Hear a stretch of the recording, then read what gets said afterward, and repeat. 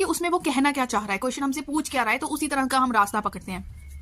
कहते हैं एक ना, ए अगर किसी काम को करते हैं ना, कंप्लीट किसी काम को कर रहा है तो वो 40 दिन ले रहा है, ठीक है। जो ए का ये कंप्लीट है, बिल्कुल पूरा काम करने को अगर ए को बोलते हैं तो वो कितने दिन ले रहा है, 40 डेज ले रहा है, ठीक है। लेकिन ए ने सिर्फ 5 दिन तक काम किया। ए ने किसी काम को कितने दिनों तक किया, 5 दिन तक। देखो ए का हमने 5 दिन का काम लिखना है, हमें पता है ना किसी भी चीज का 1 डे वर्क निकालते हैं तो वो कैसे निकालते हैं, वो कैसे निकालते हैं 1 अपॉन उसके टोटल डेज। तो टोटल डेज मुझे ए के पता थे तो उसको 1 बाय टोटल डेज कर दो, तो उस चीज का वो 1 डे का कि एक दिन में उसने कितना काम किया वो निकल जाता है, ये निकल गया। हमें 5 दिनों की बात हो रखी है कि उसने 5 दिन काम किया, चलो 5 दिन निकाल लेते हैं।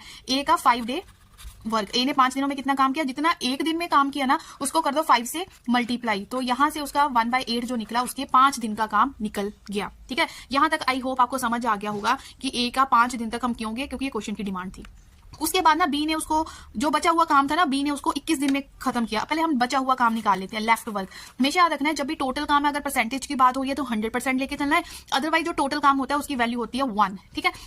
टोटल काम में से ए ने जो 5 दिन तक काम किया वो कर दो माइनस। लेफ्ट वर्क कैसे निकला, टोटल वर्क होता है 1, उसमें से ए ने 5 डेज तक जो काम किया वो कर दो माइनस, तो जो वैल्यू आई वो हमारे पास बचे हुए काम की आ गई। अब जो ये बचा हुआ काम था किसने किया, क्वेश्चन बोल रहा है कि बी ने किया, और कितने दिनों में किया, 21 डेज में खत्म किया। बचा हुआ काम में 7/8 work done by be in 21 days. ये आपको समझाने के लिए मैं ऐसे स्टेटमेंट्स लिखती हूँ, अगर आप प्रैक्टिस करोगे तो लिखने की ऐसी जरूरत नहीं है, ठीक है। अब हमने कहां पे जाना है, दोनों के टुगेदर पे जाना है।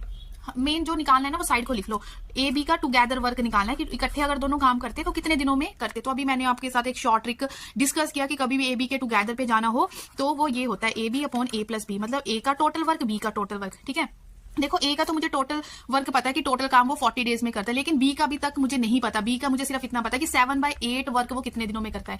टोटल वर्क निकालना है, अगर निकल गया तो जस्ट यहाँ पे वैल्यूज पुट करो और आंसर आ जाएगा। तो देखो टोटल वर्क मैंने क्या बोला 1 होता है, तो 1 work means total work done by be in कितने दिनों में करेगा, 21 × 8/7, ठीक है। यहाँ पे इजिकल टू कर लो, जब ये ऐसे क्रॉस हो गया ना, 8 उधर चल गया 7 नीचे आ गया, तो यहाँ पे कितना बचा 1, ठीक है। तो कितना आ गया, बी का 8 3 24 डेज, बात ही खत्म होगी।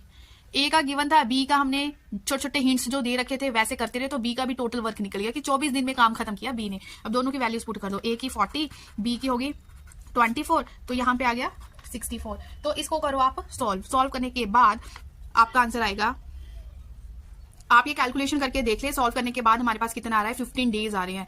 आई होप ये आपको समझ आ गया होगा, नहीं